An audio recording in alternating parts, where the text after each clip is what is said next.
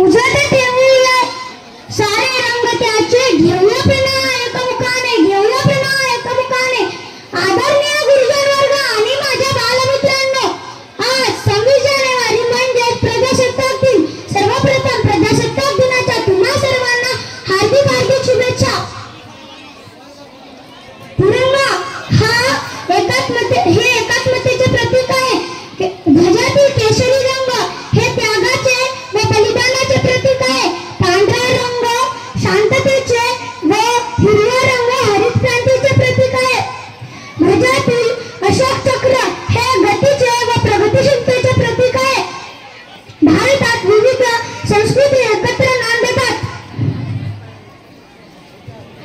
15 August 1947 रोजी आपला भारत स्वतंत्र झाला असला तरीही भारतात ब्रिटिश कायदा चालू होता.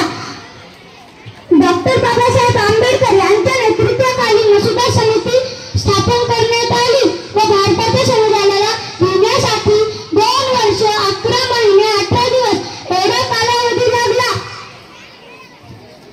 व 26 जानेवारी 1950 रोजी संपूर्ण संविधान भारतात लागू करण्यात आले. त्यामुळे लोकांना आपले मूलभूत हक्काचे अधिकार मिळाले.